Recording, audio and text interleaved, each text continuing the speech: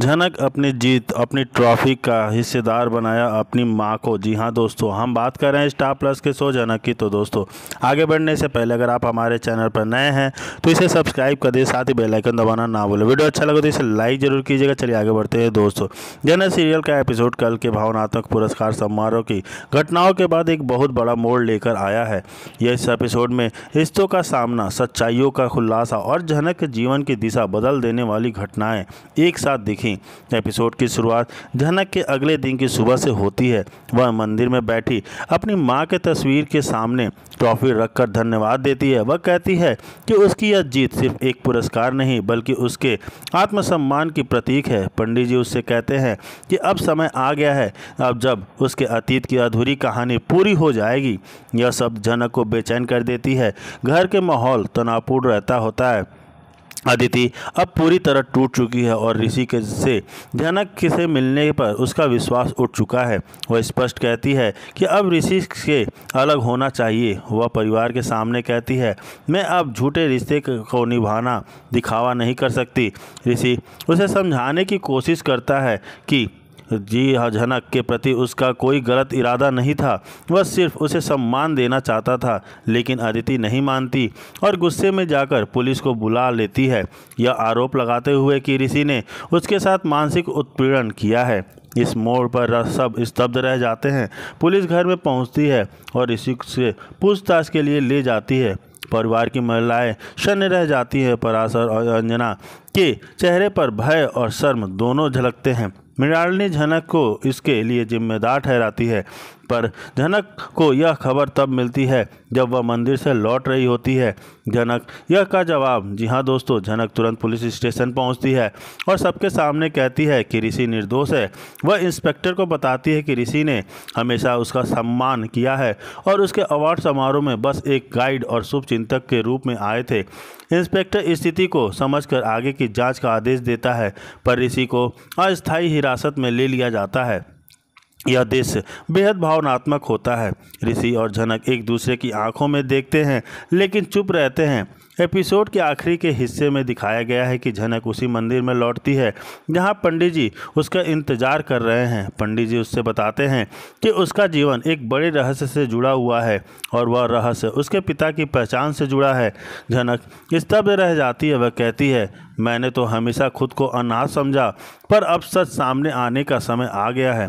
Episode के अंत में फ्रेम में पंडित जी एक पुराना पत्र झनक के हाथ में थमाते हैं जिस पर लिखा होता है, तेरी पहचान तो खुद नहीं जानती झनक। यह एपिसोड झनक की कहानी को एक नया मोड़ लेके जाता है, जहां व्यक्तिगत सम्मान, रिश्तों का टूटना और अतीत का सच तीनों एक साथ सामने आने वाले हैं। जी हाँ दोस्तों, देखना तो काफ़ी दिलचस्प होता है कि जब वह झनक मंदिर में बैठी होती है, वह अपनी माँ की तस्वीर के सामने दीपक जलाकर कहती है अब उसे किसी के सहारे की ज़रूरत नहीं है, बस अपने कर्मों के सहारे जीना है। पंडित जी उसे बताते हैं कि अब वक्त आ गया है कि तेरे जन्म का सच सामने आए। यह सुनकर झनक के चेहरे पर डर और उम्मीद दोनों झलकते हैं। अदिति का टूटना और लेती है एक फैसला, जहां अदिति अब पूरी तरह बिखरी हुई है दिखती है। जब वह गुस्से में ऋषि से कहती है, मैं अब तेरे साथ नहीं रह सकती। परिवार के सब सदस्य उसे मनाने की कोशिश करते हैं, पर वह अलग होने का निर्णय लेती है। इस सीन में उसकी आंखों में बदले का दर्द का मिश्रण नजर आता है। जी हाँ दोस्तों, उसके बाद वो करती है पुलिस वालों से कंप्लेन। जी हाँ दोस्तों, चौंकाने वाला मोड़ तब आता है। अदिति पुलिस को बुला लेती है और ऋषि पर मानसिक उत्पीड़न का आरोप लगाती है। जनक को जब यह खबर मिलती है वह स्तब्ध रह जाती है। पुलिस स्टेशन में ऋषि शांत खड़ा रहता है जबकि मृणालिनी रोती रहती है। कैमरा ऋषि के चेहरे पर फोकस करता है जहां एक गहरी बेबसी झलकती हुई है।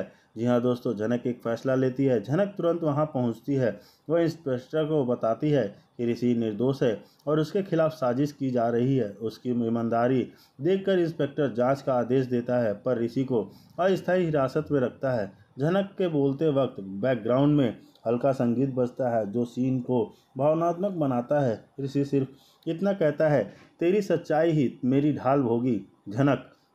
वहीं आश्रम का दृश्य दिखाया जाता है। रहस्य की शुरुआत होती है।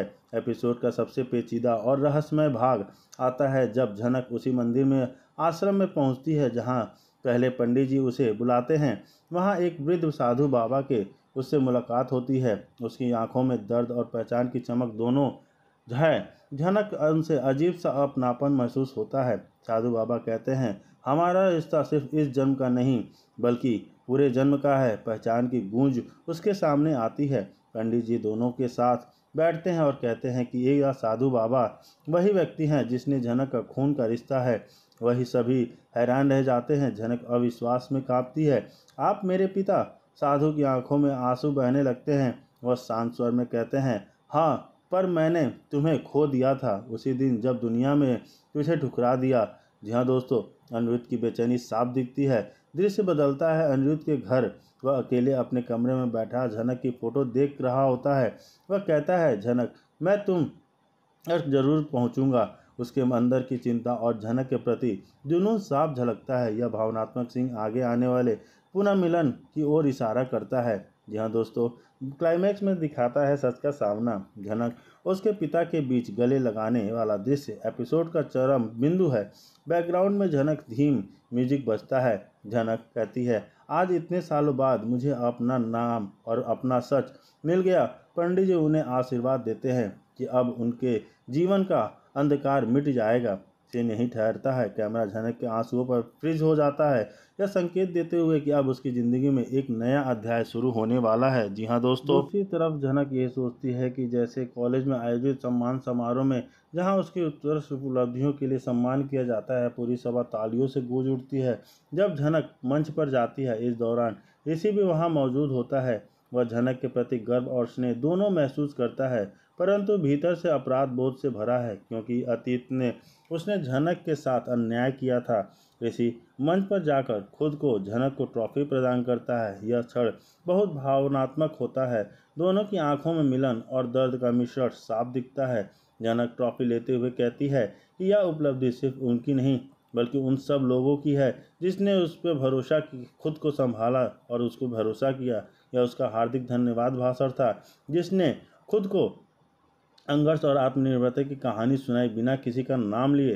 घर के दृश्य में पराशर और मृणालिनी के बीच झनक को लेकर बहस होती है। मृणालिनी कहती है कि पूरे परिवार को झनक से माफ़ी मांगनी चाहिए, जबकि पराशर सोचते हैं कि झनक अब परिवार से दूर होकर और मजबूत बन चुकी है।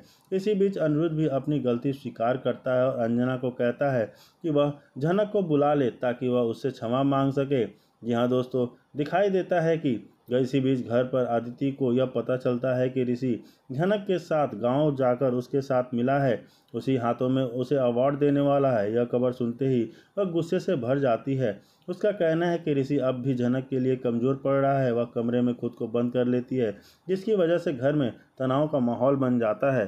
जी हाँ दोस्तों।